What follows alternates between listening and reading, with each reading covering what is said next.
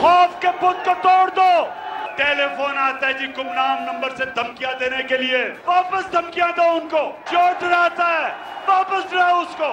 जो mister x और mister Y लोगों को धमकियां देते हैं, वापस धमकियां दो इनको। मिस्टर एक्स, मिस्टर वाई, खौफ के बुत तोड़ दो और गुलामी की जंजीरों से आज़ाद हो जाओ। अगर ये तुम्हें डराएं तो तुम उनको डराओ, तो ये तुम्हें धमकाएं तो तुम उनको धमकाओ। आपके अंदर खुद उनका नाम लेने की हिम्मत नहीं है। आपकी टांगे थर थर कांपती हैं। आप जलसों में खड़े हो कि आप किसी को ललकारें और रात के अंधेरे में आप अगलों के पाँव पड़ जाएं, ये नहीं हो सकता। जो भी करो, जो होगा आइन के मुताबिक होगा। वज़ीर-ए-आज़म का इख्तियार है तो वही फैसला करेगा, पार्लियामेंट का इख्तियार है तो वही फैसला करेगा, अदालत का इख्तियार है, इलेक्शन कमीशन का इख्तियार है, वो फैसले करते जाएंगे और आपकी चीखो पुकार उन पर असरअंदाज नहीं हो सकेगी। अस्सलाम वालेकुम नाज़रीन, आप देख रहे हैं न्यूज़ आई और मैं इफ्तिखार शराजी। नॉर्मली ये प्रोग्राम अफसा कोमल क्या करती हैं, लेकिन उनकी तबीयत नासाज होने के बायस इस शो की ज़िम्मेदारी आज मुझे निभानी पड़ रही है। नाज़रीन, आज की हमारी डिस्कशन का जो मौजू है वो एक तो खान साहब का कल चकवाल में ख़िताब, और बड़े ही जारहाना मूड में वो नज़र आए। अगरचे उन्होंने नाम नहीं लिए, लेकिन कहा उनकी जानिब से ये गया कि कुछ गुमनाम नंबरों से फ़ोन कॉल्स आ रही हैं और डराया धमकाया जा रहा है उनके लोगों को। तो उन्होंने कहा है कि जो आपको डरा धमका रहा है उनको वापस डराएं धमकाएं, और साथ में उन्होंने कहा कि ये होते कौन हैं हमें डराने धमकाने वाले। इस मुल्क में जो भी फ़ैसले करने हैं वो आवाम ने करने हैं और किसी और ने नहीं करने हैं। और आज इसकी उनकी स्टेटमेंट के ऊपर एक रिएक्शन भी आया है हुकूमती जमातों की जानिब से। मौलाना फजल रहमान साहब ने कहा है कि वो जितना चीखें धाड़ें रोएं वो कुछ भी नहीं कर पाएंगे, और नया जो आर्मी चीफ़ का तकर्रुर है वो आइन और कानून के मुताबिक वज़ीर-ए-आज़म का इस्तेकाक है, उनका इख्तियार है और वो उसी के मुताबिक होगा। और आज मरियम नवाज़ जो कि मुस्लिम लीग नून की नायब सदर हैं, उन्होंने भी इस पर रिएक्ट किया और उन्होंने कहा है कि उनमें ख़ुद तो हिम्मत है नहीं कि वो नाम लें जो गुमनाम नंबरों से उनको फ़ोन कॉल्स कर रहे हैं और वो कौम को दर्स दे रहे हैं। उनका कहना ये भी था कि उन्हें भी किसी ज़माने में इसी तरह धमकी आमेज़ फ़ोन कॉल्स आती थी, लेकिन उसके बाद उनके इनकलाब ने को 2 महीने बाद ख़त्म नहीं हो गया, बल्कि उनके एफ़र्ट थी जो कंटिन्यू रही। और साथ में उन्होंने खान साहब से एक सवाल किया कि रात के अंधेरों में जो आप मुलाकातें कर रहे हैं वो किस से मुलाकातें कर रहे हैं, बेहतर ये हो कि कौम को उन मुलाकातों के बारे में बताएं। तो आज हम ये डिस्कस करेंगे कि वाकई कोई एक मुलाकात थी खान साहब की और वो मुलाकात हुई और उसके बाद कुछ शायद नतीजा नहीं निकला, तो कुछ दिन के बाद खान साहब के रवैये में फिर तलखी देखने को मिली और फिर वो कुछ इदारों को और कुछ अफराद को अपनी तनकीद के निशाने पर रखे हुए हैं। और साथ में एक और मौजू वो है पंजाब में तब्दीली का। ख़ुद तहरीक इंसाफ के लोग कह रहे हैं कि एक और कोशिश हो रही है कि पंजाब के अंदर उनकी हुकूमत को ख़त्म कर दिया जाए, परवेज़ साहब की हुकूमत को ख़त्म कर दिया जाए। और हालिया दिनों में शहबाज शरीफ, प्राइम मिनिस्टर शहबाज शरीफ जब लंदन गए हैं, अपने बड़े भाई नवाज शरीफ साहब से मुलाकात हुई है, उसके बाद भी जो कलामिया जारी हुआ है उसमें भी ये कहा गया है कि पंजाब में तब्दीली के हवाले से एक कोशिश की जाए। ये तब्दीली कैसे मुमकिन होगी, इसके लिए कांधा कौन पेश करेगा?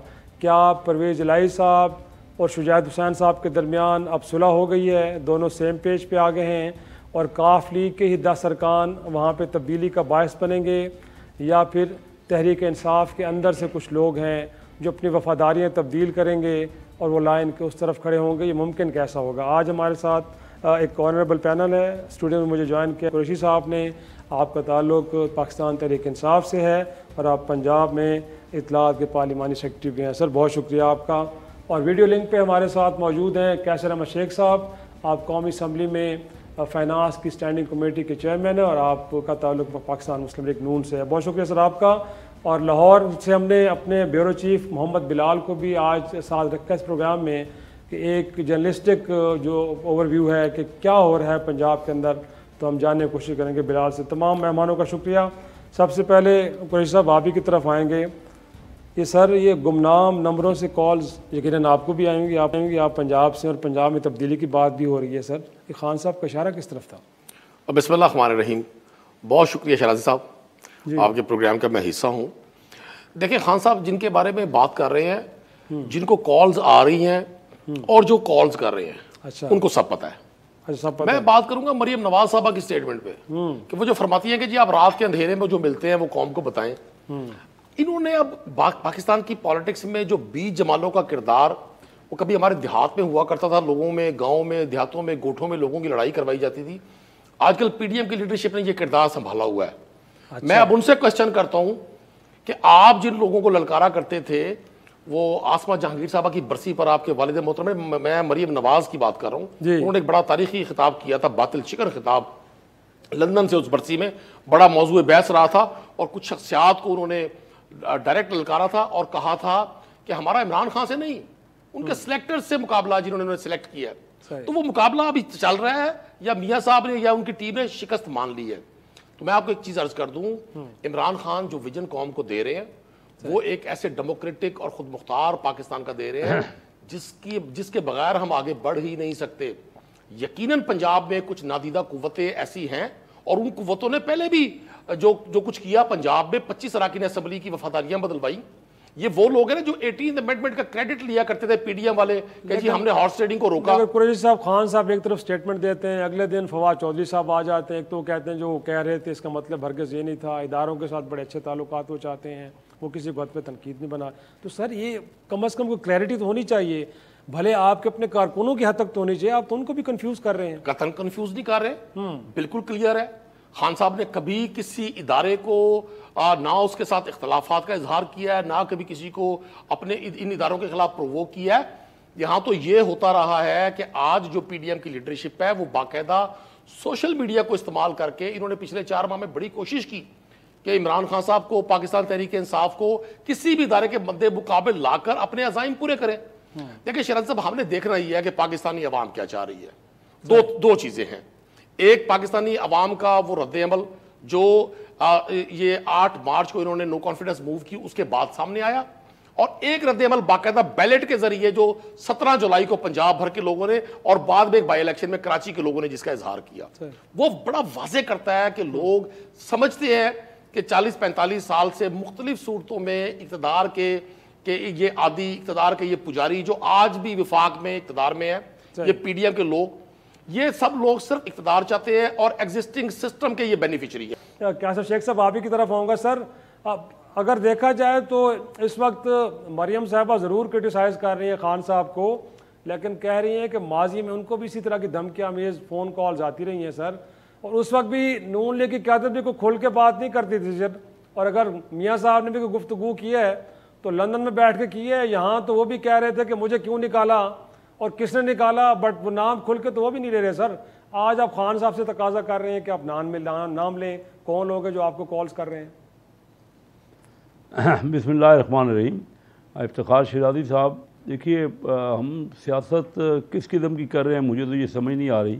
यानी खान साहब जलसे कर रहे हैं और मिस्टर एक्स मिस्टर वाई, तो आप पता नहीं क्या समझें इससे, या मुझे क्या समझ आती है। हो सकता है नदीम कुरैशी साहब को ये कहते हैं इदारों के साथ तो उनका बड़े अच्छे तल्लुकात हैं और हमेशा वो 3.5 साल सबको आई हुई है, वो कह रहे हैं क्या नहीं आई हुई है, तो बता दें, यही बता दें कि वो जब मिक्सटर एक्स और मिक्सटर वाई कह रहे हैं और आप कह रहे हैं इदारों से तो बड़े अच्छे तल्लुकात हैं, वो कहते हैं उनको जवाब दें, उनको धमकी दें उनके साथ। तो मुझे समझ नहीं आ रही कि एटलीस्ट क्योंकि मैं इतना सियासत में डेप्थ में नहीं होता तो मुझे ये नहीं अंदाज़ा हो रहा। देखिए ना, बात यह है कि मिस्टर एक्स और मिस्टर वाई कौन, और ये 3.5-4 साल तो खुद कहते रहे कि हम इदारों के साथ एक ही पेज में हैं और हमारे साथ बड़े अच्छे तल्लुकात हैं, आज भी यही कह रहे हैं। तो इसके अलावा भी कोई होते होंगे ना, मिस्टर एक्स मिस्टर वाई भाई होते होंगे कोई, वो कौन लोग हैं ये, ताकि हमें पता लग जाए, हम भी उनको उस तरह तनकीद कर देंगे ना। अगर ये इतनी वेग और इतनी मुबहम किस्म की स्टेटमेंट थी तो फिर नून लीग की क़यादत राना सनाउल्लाह साहब, मौलाना फजल रहमान साहब, मरियम नवाज साहबा, रिएक्शन आपको लगता नहीं है गैर ज़रूरी है? अगर ये बात इतनी गहरहम है तो इसके ऊपर रिएक्ट करने की ज़रूरत थी? नहीं, मैं ये कह रहा हूँ कि मकसद बात क्लियर है ना, वही तो आप ही जिस तरह कह रहे हैं, तो ये मिस्टर एक्स मिस्टर वाई कहने की ज़रूरत नहीं है ना, जब सब समझ भी रहे हैं तो आप और फिर तरदीद करने आ जाते हैं फवाद चौधरी साहब, नहीं जी इदारों से तो बड़े अच्छे तल्लुकात हैं। अब पता नहीं हम क्या समझ रहे हैं, इससे मकसद क्या है, इस सारी बातचीत का क्या अपनी दिलेरी दिखाना है, अपनी बहादुरी दिखाना है कि भाई धमकियाँ आएँ आप उनको धमकी दे दो उनको, ये क्या किस किस्म की सियासत है? कोई ये सियासत करे कि मुल्क इस वक्त बुहरान में है, ये सब लोग, चाहे हमारी पार्टी हो, चाहे तहरीक इंसाफ के लोग हों, ये बताएं कि मुल्क को इस जो बुहरान है, नहायत शदीद बुहरान है। हम दिन ब दिन हमारी करेंसी नीचे जा रही है, हमारे जो इकानमी है वो डूब रही है, तो और हमारे यहाँ बहुत बड़ा एक सैलाब का आफत आई हुई है। तो हम कोई सियासत करें तो इस पे करें ना, मिस्टर एक्स मिस्टर वाई क्या होता है? लेकिन शेख मैं तो समझ नहीं आ रही सीट पे तो नून लीग बैठी है, उनके साथ इत्तेहादी बैठे हैं सर, और इनिशिएटिव हमेशा हुकूमतें लिया करते हैं। अपोजिशन से अगर आप तवक्को कर रहे हैं कि शायद वो आपसे कहें कि मुज़ाकरात की टेबल पे आएँ, सर अगर आपको लगता है कि सिचुएशन इतनी ज़्यादा ख़तरनाक है तो फिर ये इनिशिएटिव तो आपके एंड पे होना चाहिए ना, वो क्यों नहीं है सर? मैं तो कह रहा हूँ, देखिए मैं खुद इस वक्त चेयरमैन हूँ फाइनेंस कमेटी का, उसमें 21 मेंबर होते हैं, 21 MNA हैं, 10 MNA आधे PTI से हैं। आइए मैं आपको गुजारिश करता हूँ, रिक्वेस्ट करता हूँ कि मुल्क की इकानमी, अभी पिछली मीटिंग की, जुमे को हमने मीटिंग की, उसमें सारे आए हुए थे, FBR भी थे, स्टेट बैंक के भी नुमाइंदे थे, फाइनेंस जो हमारी मिनिस्ट्री है उसके भी थे, खुद फाइनेंस मिनिस्टर साहबा मिनिस्टर ऑफ स्टेट थी, वो खुद कह रहे हैं उनको कोई बता नहीं रहा। हमने यही उनसे पूछा कि आप हमें बताइए कि हल क्या है।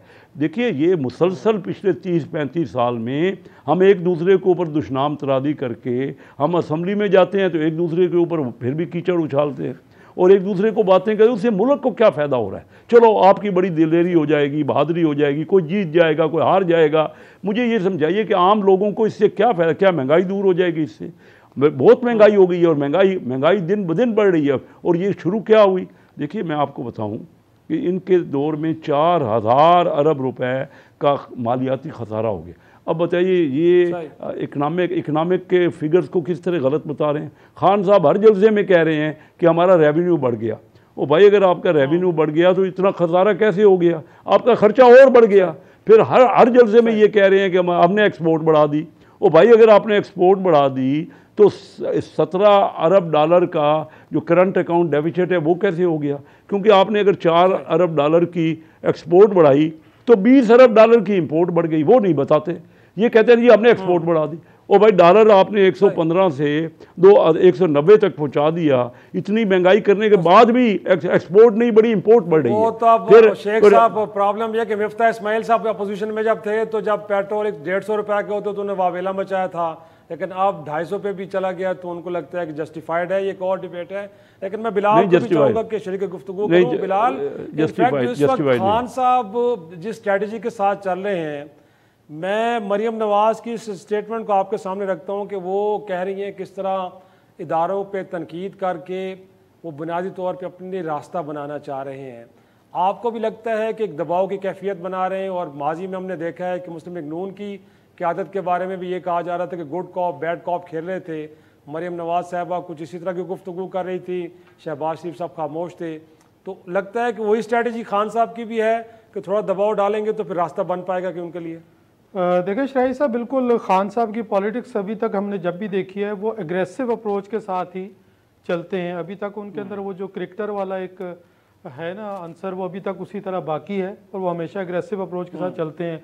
मैं जो कल उनकी सारी स्पीच के बाद मैंने अज्यूम ये किया है कि शायद वो जो उनकी मुलाकातों का चर्चा हो रहा था कि शायद वो रात को मुलाकातें कर रहे हैं, कुछ खुफिया मुलाकातें थी, तो शायद उनकी उन मुलाकातों का कोई रिजल्ट अभी तक सामने नहीं आया। खान साहब के जो डिज़ायर्ड रिजल्ट थे उन्हें वो नहीं मिल रहे उस तरह से। उसके बाद ही हमने देखा कि कल खान साहब ज़्यादा अग्रेसिव हुए और उस तरह अब उन्होंने अपनी जो है वो स्पीच में कल ज़्यादा हार्ड हिटिंग बातें की हैं। दूसरी जानिब जो PDM है उसमें उसकी सफ़ों में भी एक अनईजीनेस ज़रूर है। वो भी इस बात से खाइफ हैं कि कहीं इस वक्त इमरान खान साहब की बात इस्टेब्लिशमेंट के साथ बनना ना शुरू हो जाए, क्योंकि इस बात के ऊपर PDM भी ज़रूर हमें परेशान दिखाई दे रही है। लेकिन अभी तक जो मैं समझता हूँ कल की स्पीच के बाद कि शायद खान साहब की उस तरह से अभी तक बात बनी नहीं है जो उन्होंने इतनी ज़्यादा हार्ड हिटिंग स्पीच शुरू कर दी है। अब क्योंकि वो लॉन्ग मार्च की तरफ भी जाना चाह रहे हैं और उन्होंने प्लान कर लिया है कि वो कुछ दिनों तक शायद लॉन्ग मार्च की भी कॉल देंगे, तो अब उन्होंने बाकायदा पंजाब में भी, कल वो लाहौर भी आ रहे हैं, यहाँ पर उन्होंने एक वकला कन्वेंशन से खिताब करना है। उसके बाद नेक्स्ट वीक में उन्होंने फिर अपनी एक्टिविटी रखी हुई है, उसमें ट्रेडर्स के साथ वो एक कन्वेंशन कर रहे हैं। तो इस तरह वो यहाँ पर अब एक होमवर्क कर रहे हैं कि वो लॉन्ग मार्च से पहले जो है वो जिस तरह जितना प्रेशर बना सकते हैं वो बनाएं, और उसके बाद गवर्नमेंट को किसी तरीके से भी वो जो है वो अंडर प्रेशर लाने की कोशिश ज़रूर कर रहे हैं। सही सही। एक नाज़रीन छोटा सा ब्रेक, और ब्रेक के बाद वापस गुफ्तगू के सिलसिले को आगे बढ़ाएंगे।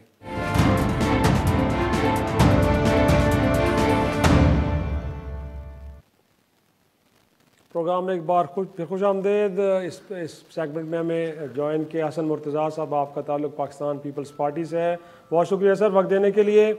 हसन मुर्तज़ा साहब, क्या कहेंगे कल खान साहब की जो चकवाल में स्पीच थी, और उसमें जो उन्होंने एक दफ़ा फिर कुछ इशारतन कहा है अगरचे कि कुछ कॉल्स आ रही हैं, और लगता ही है कि वहाँ पे पंजाब में बिलखुसूस तब्दीली के हवाले से कुछ PTI के लोगों को एंगेज किया जा रहा है।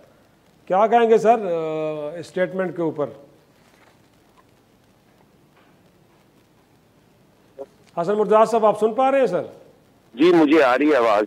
जी जी, मैं सवाल यही कर रहा था कि खान साहब कल बड़े जारहाना मूड में नजर आए हैं चकवाल में, और कह रहे थे कि कुछ गुमनाम नंबरों से कॉल्स उनको आ रही हैं, डराया धमकाया जा रहा है, शायद पंजाब में अंदर तब्दीली लाई जा रही है और उस हवाले से कोशिशें हो रही हैं।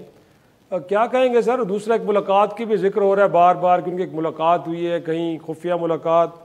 आप तो हुकूमत का हिस्सा हैं सर, मरकज़ में बड़े ज़राए आपकी डिस्पोजल पे हैं, पता लगा भी सकते हैं।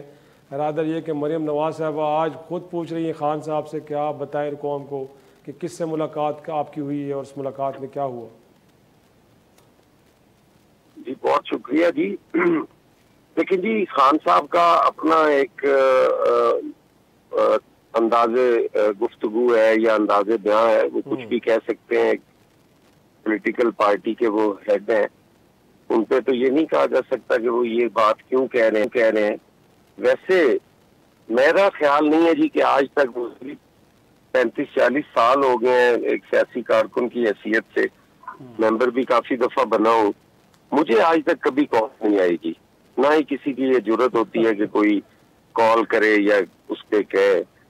और मेरा नहीं ख्याल कि इन हालात में जब ऐसे फैसले अदालतों ने दिए कि जो मेंबर वोट करेगा वो वोट काउंट भी नहीं होगा और वो मेंबर भी डी-सीट हो जाएगा, तो मेरा नहीं ख्याल जी कि किसी मेंबर को ये कहने की जरूरत है या कोई वोट इधर उधर कर देगा। जरदारी साहब तो कहते थे कि उनको कहा गया था कि आप तब्दीली लेके आए, तो उन्होंने कहा, मैंने कहा था पहले इसको भगाओ, तो उनको तो कॉल्स आती हैं मेरे ख्याल में, फिर हाईएस्ट फोरम पे आती हैं, नीचे कारकुनों को या आप जैसे लोगों को नहीं आती। जी, मैं तो अपनी उसकी बात कर रहा हूँ ना, पार्लियामेंटेरियन जो है, ठीक है, शायद खान साहब को तो जाती तौर पे किसी ने कॉल करके कहा हो, बात हुई हो, तो वो ही जानते हैं। मैं तो ये MPA लेवल और MNA जो है, इनकी सतह पे तो मेरा नहीं ख्याल के कोई कॉल करता हो या उससे कोई फायदा होता हो। हर किसी की अपनी मर्जी होती है, जो जाना चाहता है वो हजार बहाने वो रास्ते तलाश करता है कि मुझे कॉल आ गई जी, मुझे ये किया गया वो किया गया, जो कि ऐसा है नहीं।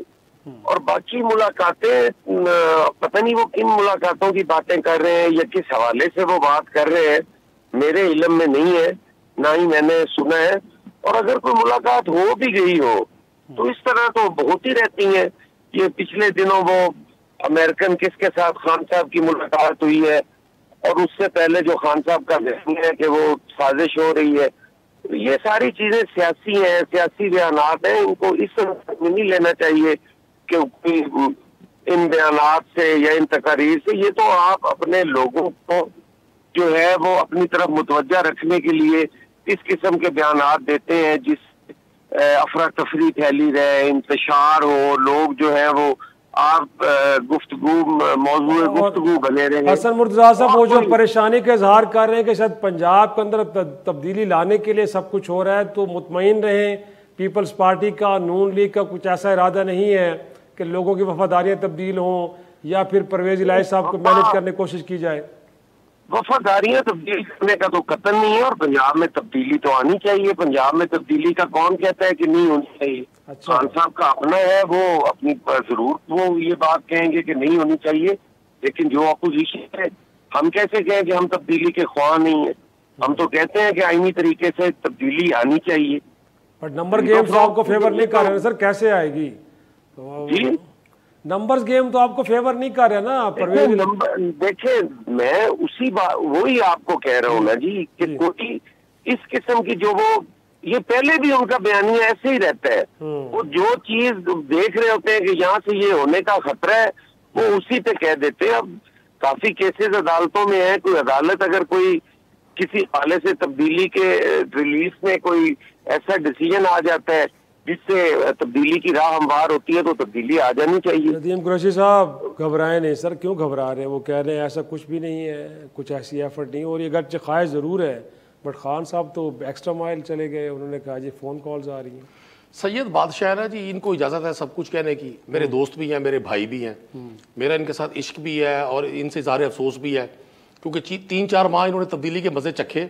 अच्छा, पुराने ज़माने में शहजाद साहब ये हम सुनते थे बचपन में, आपने भी पढ़ा होगा कि चुड़ैलें, भूत, ये कुर्बानियाँ और भेंट लिया करते थे। ये पाकिस्तान की सियासी चुड़ैलें जो 25 अरकान असम्बली पंजाब के खा गए हैं, इनकी तब्दीली की भेंट वो 25 लोग चढ़े हैं जिनको जो पाकिस्तान तहरीक इंसाफ के प्लेटफॉर्म से मुंतखब हुए, उनको फिर जरदारी साहब ने अपनी तरफ टिल्ट किया और बजरिया जरदारी उन्होंने हमजा शहबाज को वोट किए। वैसे हमारे सामने फ्रंट पे तो 16 अप्रैल को पंजाब की पुलिस थी जिन्होंने वो धींगा बुश्ती करके हमजा शहबाज को वज़ीर आला बनवाया। तो ये तो पहले भी इस तब्दीली की भेंट 25 लोगों को चढ़ा चुके हैं। इनकी ख्वाहिश होगी 10-20 सर और ले लें, लेकिन इस पर ऐसा होगा नहीं, चूंकि पाकिस्तानी अवाम का रद्द-ए-अमल कराची से पेशावर तक, कोयटा से गिलगित तक हर शख्स देख रहा है कि लोगों ने इनको मुस्तरद कर दिया। और सबसे अहम बात उस वक्त हुई जब 17 जुलाई को उन 20 नशिस्तों पर इलेक्शन हुआ जो डी सीट करने पर लोगों की वो खाली हुई, जिनको ये कहते हैं जी हॉर्स ट्रेडिंग हम नहीं करते, ये डेमोक्रेसी के बड़े चैंपियन है, ये कहा करते थे वोट को इज्जत दो। इन्होंने ना वोट को इज्जत दी, ना जमहूरियत को इज्जत की, नोट को इज्जत दी और लोगों की कुर्बानी ली। पंजाब के अवाम ने उन्हें ना सिर्फ कर दिया। बनी गाला के इजलास के अंदर परवेज इलाही साहब के गिले कुछ आपके लोगों ने भी किए हैं, कुछ आपके लोग भी नाराज हैं। आप तो कह रहे हैं ना अपोजिशन का, खुद पीटीआई के लोग नाराज हैं सर, कुछ इतलात मिली हमें। अच्छा शहजाद साहब, ऐसा है कि मैं उस इजलास का खुद भी हिस्सा था। अच्छा, हमारे यहाँ हम हैसुल कौम मिजाजन हमारा एक जैसा है, हम एक जैसे मिजाज के लोग हैं, किसी भी जमात में हो। हम में से कुछ लोग होते हैं जो बेचैन मिजाज के होते हैं, जो किसी भी सूरत हाल में इत्मीनान उनको नहीं होता। मेजॉरिटी ऑफ द पीपल्स ने परवेज इलाही साहब की लीडरशिप पर, क्योंकि वो इमरान खान का इंतखाब है, मैं खुद डायरेक्ट जाहिर है उनका हिस्सा हूँ, उनकी टीम का हिस्सा हूँ, हम बिल्कुल मुतमईन है। मेजॉरिटी ऑफ द पीपल्स ने परवेज इलाही साहब की लीडरशिप पे एतमाद का इजहार किया। चंद लोग हैं जिनको ये प्रॉब्लम रहता है, जब उस्मान बुजदार थे तो उनका ये चूरन बिकता था कि जी सारे फंड्स डीजी खां में और जी तोसा में खर्चे हो रहे हैं। अब लोगों को गुजरात और मंडी बहुद्दीन से थोड़ा सा गुस्सा आने लगा। अच्छा, वो 1-2 लोग हैं वो भी ठीक हो जाएंगे, क्योंकि अभी फेज 1 आना है अब पंजाब में मिनिस्टर्स का, तो उसके लिए जाहिर है हर शख्स अपनी लॉबी करता है, हर शख्स का तरीकाकार मुख्तलिफ होता है। लेकिन मैं आपको एक चीज अर्ज कर दूं, हम सब लोग इंटैक्ट हैं, हमें इस बात का पता है कि परवेज इलाही इंटैक्ट है कि नहीं है सर, ये भी बता देना। कौन जी? परवेज इलाही साहब इंटैक्ट है कि कमाल नहीं? कर दिया। परवेज इलाही साहब ने तो अपने आप को मर्द आहन साबित किया। 16 अप्रैल के बाद जो कुछ पंजाब असेंबली के अफसरान के साथ, पंजाब असेंबली की जो एग्जीक्यूटिव टीम है उसके साथ, पंजाब असेंबली के अराकीन के साथ, मुझ समेत जिस तरह से एफआईआर हुई, जिस तरह से ग्रेड 20 के ऑफिसर्स के घरों पे रातों को छापे मारे गए, चौधरी परवेज इलाही साहब को जाती तौर पे फिजिकली तशद्दुद का निशाना बनाया गया, और एक ऐसा ये स्याबाब है, ये तारीख लिखेगी। और मैं अर्ज कर दूं, जब तारीख लिखी जाती है तो स्याही जो है ना जी, वो किसी भी रंग की हो, भले ब्लू हो भले वो रेड हो, वो बोलती काले रंग में ही है। तो वो मैं नहीं समझता कि परवेज इलाही साहब ने जो कुछ तपस्या काटी है और जिस तरह से इन्होंने साजिश करके उनके घर में जो एक वफादार खानदान मशहूर है, जिसके मतलब चौधरी परवेज इलाही साहब और चौधरी शुजात साहब हमेशा इकट्ठे रहे, अच्छे बुरे वक्त में इकट्ठे रहे। इन्होंने ऐसा उनके घर में जाके नजर लगाई है कि उनको ना सिर्फ सियासी तौर पर लदा कर दिया बल्कि उनकी फैमिली टर्म्स को मुतासिर करने की सीनियर सियासतदान है, फैसले तो खुद इन्होंने किया। लेकिन हसन मुर्तजा साहब, इससे पहले कि मैं ब्रेक पे जाऊं सर, इस बात को हम समझें कि पीपल्स पार्टी बहरहाल अगर पंजाब में तब्दीली आती भी है तो हॉर्स ट्रेडिंग की मुखालफत करेगी। ऐसा हरगिज़ नहीं होना चाहिए कि पीटीआई के लोग तोड़ के वहाँ पे तब्दीली लाई जाए। गुजारिश ये है जी, ये नदीम साहब भाई हैं, बड़ा मैं इनका एहतराम करता हूँ, इन्हें हमेशा कहता हूँ कि कम अज कम जब मैं हूँ ऐसे अल्फाज ना बोला करें जिससे तकलीफ होती है जी। अब मैं इनके बारे में अगर कोई गलत बात करूं तो यकीनन इनको दुख भी होगा, तकलीफ भी होगी। हम अपनी अपनी जमात के साथ खड़े हैं जी, हमें खड़े रहना चाहिए। और मैं हर 2 सूरतों में इस हॉर्स ट्रेडिंग के, मैं कोई जमहूरियत का चैंपियन नहीं हूँ, मैंने खुद तकलीफें बर्दाश्त की हैं और जिस तरह इन्होंने करप्शन नहीं की, मैंने एक देला नहीं कमाया, मेरी जायदाद कम हुई है, मैं बेच के सियासत करता रहा हूँ, मैंने कुछ नहीं बनाया जी। लेकिन जब ये चुड़ैलें, सियासी चुड़ैलें और इस किस्म की ये बातें करते हैं ना, वो बड़ी चुभती हैं जी। अब मैं कोई भी कहूँ तो मेरे भाई ने इसकी वाकई दिल आजारी होगी, लेकिन मेरे पास चुड़ैलों का सबूत भी है कि किस जगह पे चुड़ैले हैं, लेकिन मैं नहीं कहता। इन्हें कहें जी कम अज कम सियासत करे ना। ये कौन सी सियासत है? आप सारी दुनिया को इंतशार और सारी दुनिया को आपने गुमराह किया हुआ है, आप झूठ की सियासत करते हैं, आपके खिलाफ कभी अमेरिका साजिश कर रहा होता है, फिर आपका वजीर आला बैठ के उन्हीं अमेरिकन के साथ बैठा होता है, फिर आपका खान जो है वो मिल रहा होता है। यार क्यों झूठ बोलते हो, क्यों लोगों को गुमराह करते हो? लोगों को करोड़ों नौकरियों के वादे किए, घरों के वादे किए, आप सियासत करो। ये सियासत के अंदर जो गंद बोल रहे हो यार, खुदारा इस मुल्क के अंदर, इसमें कोई शक नहीं, इस पे कोई दो राय नहीं हो सकती कि बिल्कुल इसमें कोई शक नहीं कि इश्यूज के ऊपर सियासत होनी चाहिए। हसन मुर्तज़ा साहब बहुत शुक्रिया आपका, एक छोड़ लेंगे, ब्रेक के बाद गुफ्तगू को आगे बढ़ाते हैं।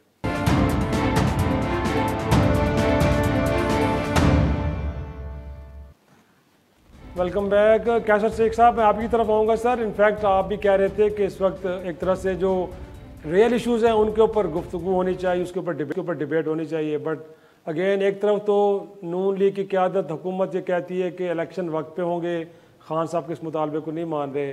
बट दूसरी जानिब लंदन से स्टेटमेंट आती है कि पंजाब के अंदर तब्दीली के हवाले से कोशिश की जाए। तो सर अगर इस तरह की पॉलिटिकल इंस्टेबिलिटी रहेगी तो फिर क्या जो रियल इश्यूज़ हैं उनको एड्रेस करने के लिए कोई बन पाएगा माहौल आपके ख्याल में? देखिए, हसन मुर्तज़ा ने बड़ी अच्छी बात की कि कोई भी पार्टी का मेंबर जो है वो तो वोट दे ही नहीं सकता किसी के अपनी पार्टी के ख़िलाफ़, और ये तो आईनी पोजीशन। तो कोई अगर तब्दीली होगी तो कानूनी और आईनी होगी, जैसे कि कौमी असम्बली में हुआ है। हमने तो कोई वोट इनकी किसी पार्टी का नहीं लिया, सब पार्टियों ने खुद वोट दिए। तो ये तो तयशुदा बात है, इनको घबराना नहीं चाहिए। और फिर दिन रात हमें चोर डाकू कहते हैं। हसन मुर्तज़ा ने जैसे कहा कि इन्होंने भी अपनी जायदाद को बेच के ये कहते हैं हमने, और सही बात कर रहे हैं, मेरे इलाके से हैं, मैं जानता हूँ, और मेरी पॉलिटिक्स का भी सबको पता है। मैं चेयरमैन बना हूँ, मैंने कहा जी मुझे ना गाड़ी चाहिए ना पेट्रोल चाहिए, तो हम लोग तो अपनी जेब से खर्च करने वाले लोग हैं ना। लेकिन ये दिन रात हमें चोर डाकू, इनको और कोई लफ्ज़ आता नहीं है। मैं ये पॉलिटिक्स अगर जब तक आप पॉलिसी पे नहीं करेंगे, इस वक्त मुल्क हमारा बुहरान में है, हमें तो सबको रास्ता बताना चाहिए कि मुल्क कैसे निकलेगा। और मैंने ऑफ़र की है कि सबसे बेहतर फोरम नेशनल असम्बली की फ़ाइनांस कमेटी है और मैं उसका चेयरमैन हूँ। मैं इनसे गुजारिश करता हूँ आ जाएँ, सर जोड़ के बैठते हैं, आप हमें बताएं जो एजेंडे में मुल्क की बेहतरी के लिए एजेंडा कहेंगे हम उसको रख देते हैं, मीटिंग कन्वीन कर लेते हैं। वहाँ बताएं ना, इनको इतनी जल्दी है, इलेक्शन तो टाइम पे होंगे ना, आईनी तरीके से होंगे।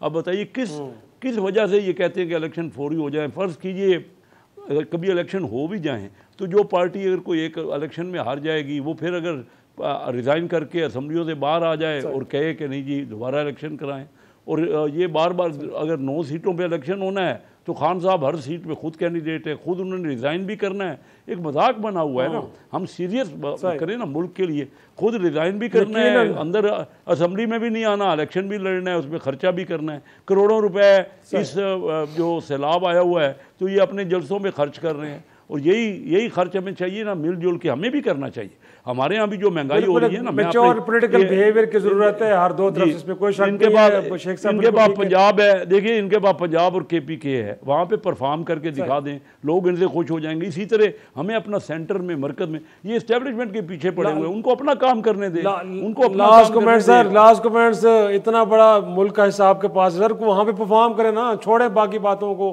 कि मरकज आपको मिलता है कि नहीं मिलता। अच्छा, एक तो मैं कैसर शेख साहब की खिदमत में 2 लाइनों में सर, वक्त 2 लाइन में इन्होंने फरमाया कि जी वोट तो अब डर ही नहीं सकता।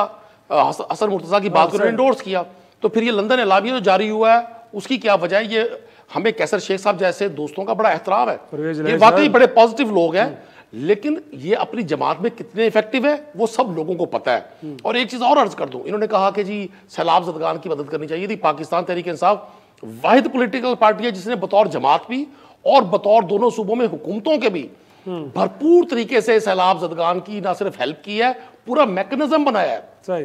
खान साहब ने ये जो टेलीथॉन्स किए हैं वो एक बहुत बड़ा एक ब्रेक थ्रू है, और मैं नहीं समझता कि लंदन बैठकर और इंटरनेशनल विजिट्स करके जो भी फैसले मुल्क के अंदर ही होने चाहिए। नाज़रीन, आज का शो यहीं खत्म करते हैं, इजाजत दीजिए, हाफिज़। हर पीर से जुमा अपने फेवरेट शो न्यूज़ आई को YouTube पर देखने के लिए डॉन न्यूज़ के ऑफिशियल YouTube चैनल पर आइए, उसको सब्सक्राइब कीजिए और बेल आइकन को प्रेस कीजिए।